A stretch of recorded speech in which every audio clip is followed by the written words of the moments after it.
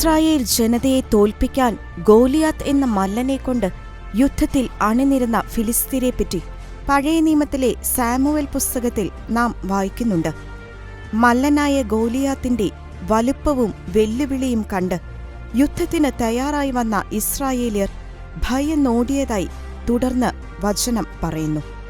എന്നാൽ ജീവിക്കുന്ന ദൈവത്തിന്റെ സൈന്യത്തെ നിന്ദിക്കാൻ ഈ അപരിച്ഛേദിതൻ ആരാണെന്ന് കർത്താവിന്റെ ആത്മാവിൽ നിറഞ്ഞ് ദാവീദ് എന്ന ഇടയബാലൻ പ്രതികരിക്കുകയും ഗോലിയാത്തിനെ നേരിടാൻ ഭയലേശമെന്നി അവൻ ഒറ്റയ്ക്ക് പുറപ്പെടുകയും ചെയ്തു.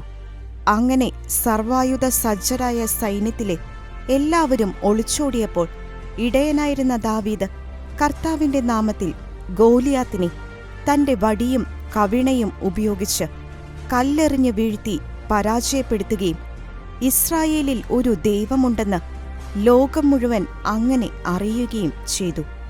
ഗോലിയാത്തിനെപ്പോലെ മല്ലൻ പ്രതിസന്ധികൾ മുന്നിൽ വരുമ്പോൾ ഓടിയൊളിക്കാതെ ദാവീദിനെപ്പോലെ കർത്താവിന്റെ നാമത്തിൽ പ്രതികരിക്കുകയും നേരിടുകയും ചെയ്യുക.